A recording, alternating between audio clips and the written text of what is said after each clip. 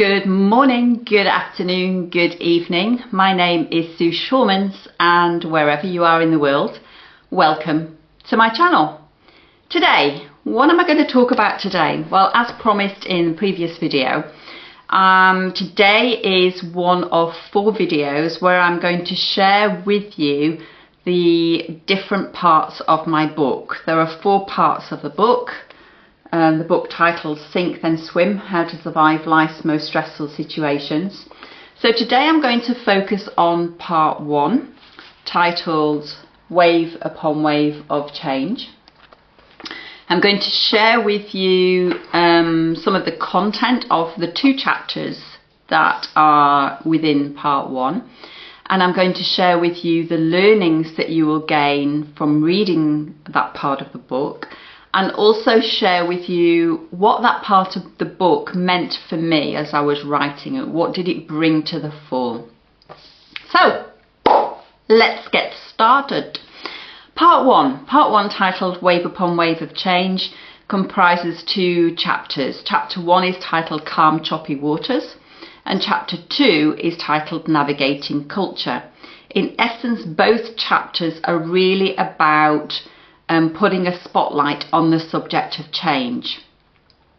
So Chapter 1, Calm Choppy Waters.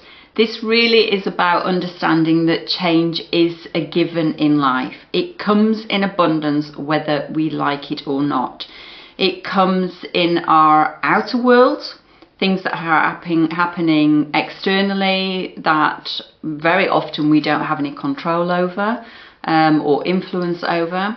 And also change in our inner world, our own private world, that we can and do have some influence over and control over. That might be who our partner is, our next job is, etc.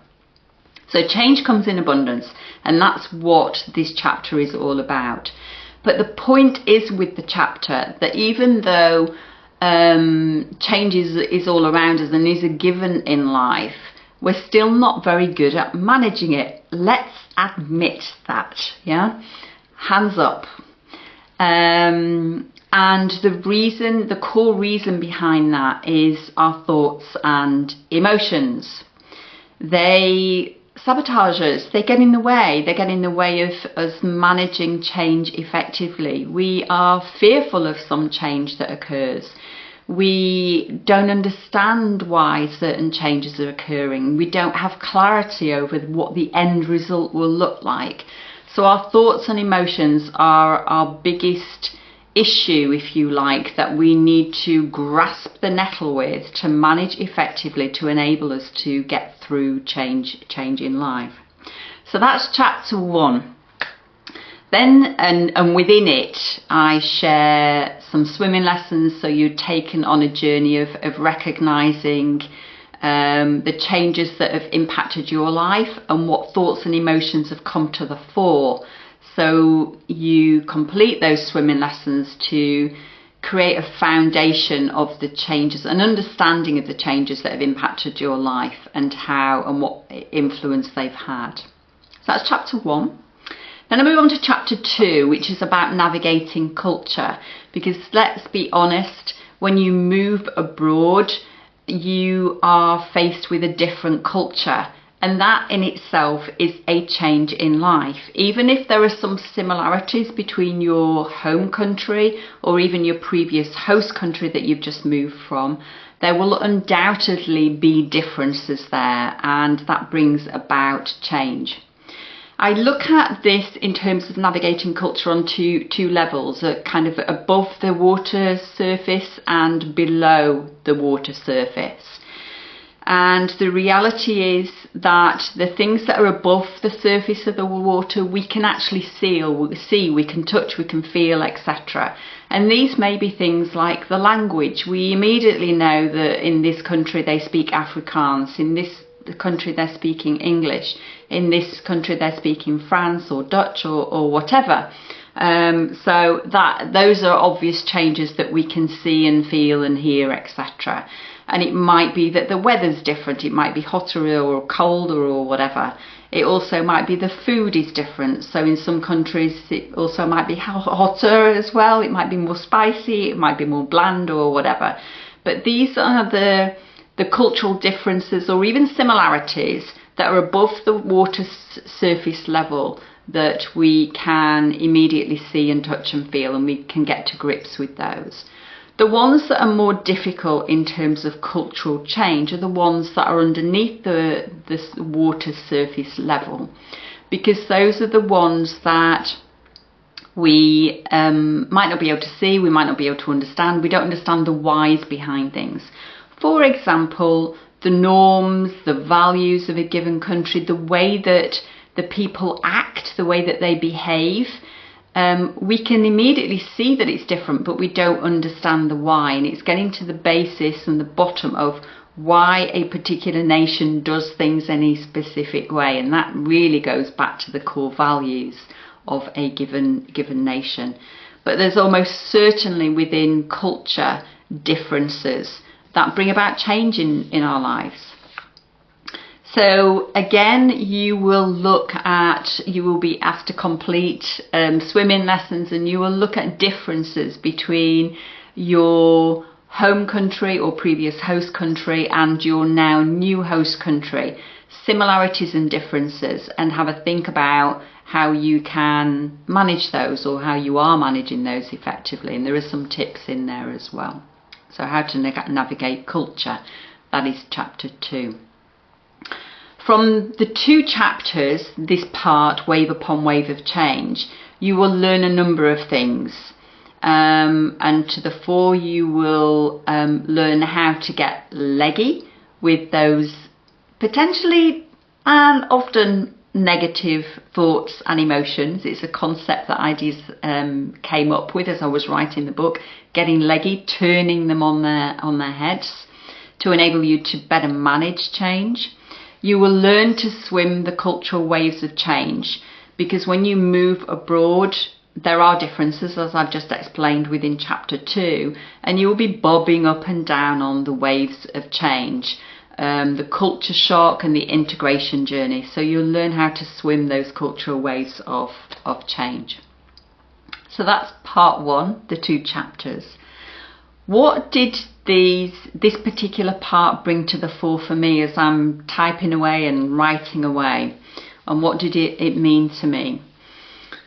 The biggest thing was the realisation of how much change I've experienced in my life from an early age, even prior to relocating for the first time.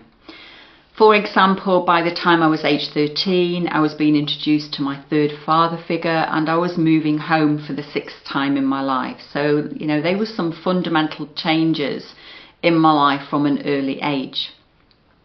I first moved abroad when I graduated, having done my degree, and I moved to America.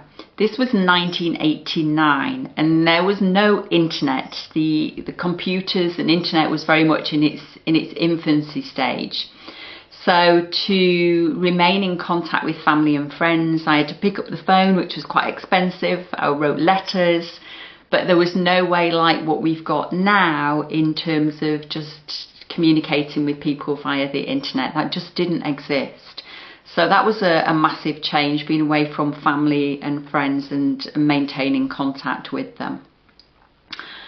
In my life overall, I have moved home 24 times. I must be a glutton for punishment doing that, but it's just circumstances and industries that I've worked in, hotel and catering, where there is a tendency to move around. Also within my life, I have held 17 jobs, and I have dealt with the most stressful situations in life while living abroad and also prior to living abroad, which is what the emphasis of this book is. So I've dealt with the death of relatives while I've lived abroad. I've experienced divorce as a child from a young age. I've lived apart from my husband while living abroad because I needed to find work. So he was living in one country and I was commuting and living in another.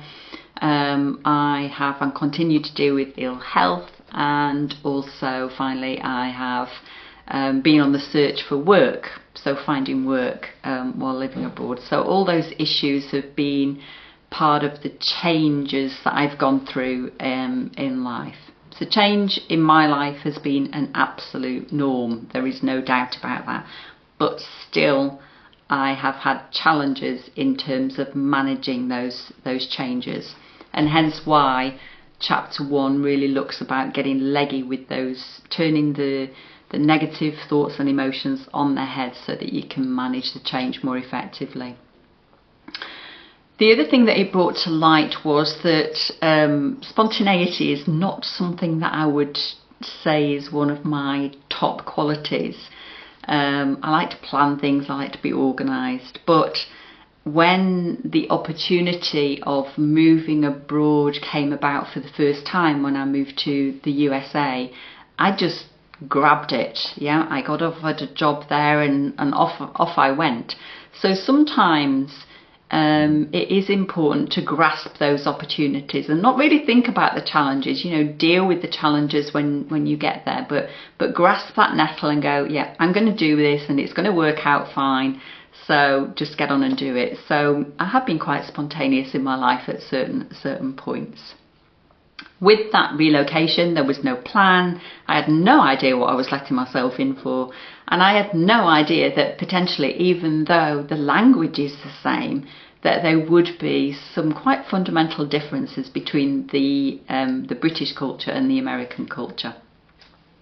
So that also came to the fore as I was writing the book. The other two biggies here that really came about as I was writing was that communication is so important in life, and it's not just about the verbal, the words, it's really also about our body language and how that can be quite a common language for everybody. And that's not pushing down and undermining culture, because there are cultural differences in terms of how we behave and what have you, but there are some commonalities between the way that we behave and we use our body language. So there was a big realization there that body language, which you know, if you break, I can't remember whose model it was, but if you break down communication, just 7% of how we communicate are the words, and the rest is to do with our intonation, our expressions, our body language, etc. I mean, that's 93% of what we're communicating. So that came to the fore, the realization of how important communication is, but not just necessarily the words that we use. And the other thing that really came to the fore, the final thing that came to the fore with regard to part 1, was how relationships are so important in life. Not only our family and friends back home, but our new friends that we gain when we relocate abroad, and how these people in essence can become our new family. Yes, a family of friends, but the people that we rely on, they become our support network. So those were the communication and relationships were the key issues that came out when I started to reflect on all the changes that I'd experienced or have experienced in my life to date, whether that's prior to moving abroad and actually during moving abroad. So that's part 1, wave upon wave of change. Hope you enjoyed that. It gives you a snippet in terms of what's included in part 1 in the book.